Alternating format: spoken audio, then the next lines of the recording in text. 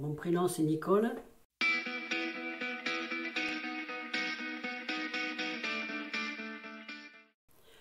Je me décrirais comme quelqu'un de banal, rien d'exceptionnel. Je suis assez mouton, pas tellement rebelle. Voilà.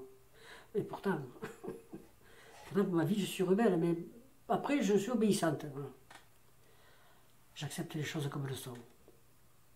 Bon, je pense que j'en ai pas de défauts. Mon pire défaut, je sais pas, j'en ai pas de défaut. Mon pire défaut, je sais pas. Franchement, je sais pas. Je suis fidèle aux amis, à la famille, à l'entourage. Je suis fidèle. La joie de vivre, l'honnêteté, être honnête, toutes les qualités qu'on m'a apprises. Hein. Être heureux et faire ce qu'il a dit sans gêner les autres. Et de voir des enfants souffrir. Ça, un enfant qui souffre, un enfant qui pleure, je le vis très très mal. Un enfant maltraité, je le vis très mal. Il m'est arrivé d'entendre des parents frapper les enfants, d'entendre un enfant crier, je le vis très très mal, très mal. C'est une souffrance. Voilà, c'est une souffrance. Et puis quand je vois aussi des gens malheureux, ça me perturbe, ça me perturbe. Surtout les enfants. Bon, je reviens à ça, hein. Je n'ai pas eu, hein, mais je reviens toujours à ça. Ça, alors, ça, on ne touche pas aux enfants. C'est pas que j'ai pas pu, hein, j'ai pas voulu en avoir. J'ai pas voulu en avoir. Quand j'étais plus jeune, je voulais vivre. Hein. Je voulais aller au cinéma, je voulais au théâtre, je voulais sortir. Et quand j'ai eu 60 ans, je me suis dit, maintenant, je serais prête à avoir un enfant. C'était trop tard, bien sûr. Mais à 60 ans, j'aurais bien aimé avoir un enfant. Voilà, c'est tout. J'étais prête hein, à passer du temps, à m'en occuper. Mais avant, non, avant, je voulais surtout pas ni avoir un mari non plus. Hein. Je voulais être libre. Je ne veux pas avoir d'animaux. Même maintenant, je ne veux pas d'animaux. Hein, pour être libre. J'ai un camion aménagé, je m'en vais quand je veux, je vais en Bretagne, je vais être libre.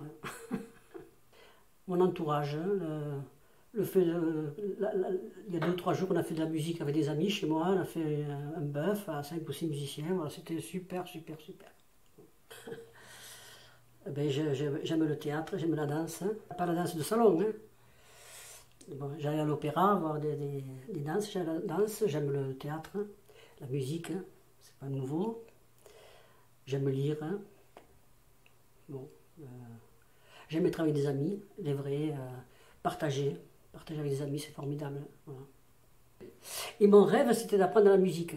Parce que toute seule, je me chantais des chansons, mais comme je ne savais pas écrire la musique, je ne pouvais pas l'écrire. Et après, je ne me rappelais plus. J'ai des airs, je composais des airs, si vous voulez, des guillemets. Hein. Mais quand je voulais les retrouver, je ne les retrouvais plus. Alors j'ai dit, il faut que j'apprenne la musique. Et je travaillais, donc j'avais une vie assez active. Et avant de prendre la retraite, quand j'ai pris la CPA, cessation progressive d'activité, à 55 ans, j'ai dit, je vais m'inscrire à l'école de musique de Metz. Je suis allé voir le directeur de l'époque, et je lui ai dit, je voudrais m'inscrire, je voudrais apprendre à jouer du tambour. Alors il me dit, mais s'il n'y a pas de cours de tambour, il y a des cours de batterie. Je dis, bon, d'accord, avec ça, j'arriverai à quelque chose. Et j'ai commencé, donc, à 55 ans, à apprendre le solfège et la batterie. Je faisais partie de l'harmonie. Et puis, un jour, des amis sont venus me dire, tu ne pourrais pas venir faire la caisse claire avec nous dans un groupe, hein, une banda. Je dis, bah, jamais fait, mais pourquoi pas. Alors, on s'est retrouvés à Saint-Georges-d'Orc, dans un groupe, et il y avait Didier Arnaud aussi qui venait. Didier, il me dit, tu veux pas qu'on crée un groupe à Metz? Je dis, ben oui. Oui. Et alors on a commencé à créer un groupe. Alors un jour je prends un bateau avec Didier Arnaud et ces 3 enfants, je les amène au TOC. Et là j'ai trouvé un hippocampe. Alors je l'ai pris, alors je dis aux enfants, vous faites un trou, on va mettre l'hippocampe et il va nager là. Alors ils l'ont regardé, ouais, ils étaient contents. Et Didier il me regarde et me dit, pourquoi on n'appellerait pas le groupe les hippocampes? J'ai dit, ok, ça marche. Voilà pourquoi le groupe s'est appelé les hippocampes. Un jour, j'ai fait un stage d'une semaine ou 10 jours. C'était un stage fanfare et cirque. C'est super, super, super. Que des jeunes, bien sûr. Moi, je ne suis pas jeune, mais enfin, j'étais avec eux et c'était super. Ils étaient bien, ces jeunes. Et je suis tombé à l'adoration devant un tuba. Le tuba. Et je dis, je vais apprendre ça. J'ai acheté un tuba, j'ai acheté une méthode, et je me suis mise au tuba toute seule. Et puis, je me suis aperçu que je manquais. Il fallait que le professeur m'explique Je manquais pour les lèvres, pour pincer l'embouchure. Alors je suis allé au conservatoire, parce que là je prenais des cours de tambour de joute, de tambour de languedocien, et j'ai essayé à la secrétariat, j'ai dit est-ce que le professeur de phonium voudrait bien me prendre, parce qu'en priorité ils prennent les enfants, hein, s'il voulait bien me prendre pour apprendre l'embouchure. Hein. Ah mais il n'y a pas, par contre il y a le trombone. Hein. Alors le prof de trombone a dit ok qu'elle vienne. Il m'a montré un peu, c'est la même embouchure. Hein. Il m'a dit, mais pourquoi vous n'essayez pas le trombone? Je lui ai dit, je ne sais pas si je saurais, moi, c'est difficile le trombone. Mais il a essayé, puis il m'a dit, cet instrument est pour vous. Et voilà, depuis, je me suis mis au trombone, ça fait 8 ans que j'y suis. Et quand j'étais au conservatoire, j'avais des copains musiciens et des copines, et on fait des soirées, des journées à la maison. Mais ça, c'est ce que je veux faire, je veux faire que ça, quoi. Entre copains, entre amis, des bœufs, comme on dit. Voilà. Voilà, donc oui, je continue à faire de la musique, je continue tant que je pourrai. Tant que j'aurai le souffle pour souffler dans l'instrument, parce que le trombone, il faut du souffle. Plus ça va, plus c'est dur.